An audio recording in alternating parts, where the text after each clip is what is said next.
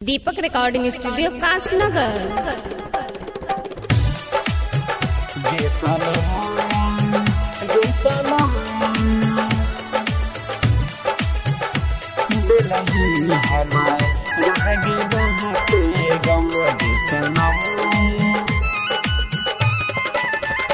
गे सनम गे सनम दिलही हमारा गे बहुते गम।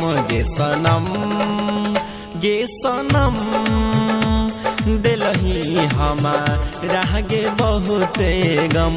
प्यार के मतलब गे बताबै छी हमारा हे गे प्यार सिखाबै छी। गे सनम दिलही हमारा गे बहुते गम। गे सनम दिलही हमारा गे बहुते गम। दीपक रिकॉर्डिंग स्टूडियो कासनगर। दिलही हमारा गे बहुते गम।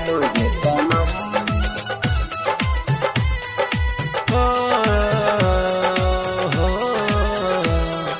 जोने हर गैया जोने गे जो मन रही गे हमारा तो यापन बलम।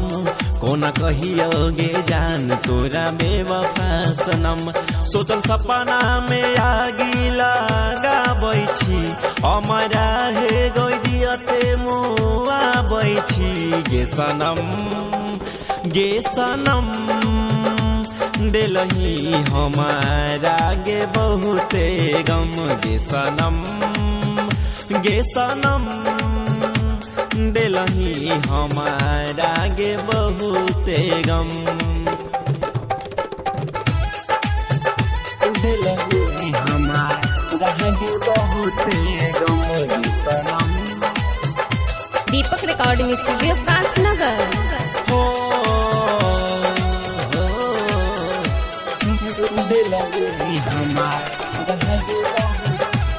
कोना भूलियोगे जान बताई देना गे।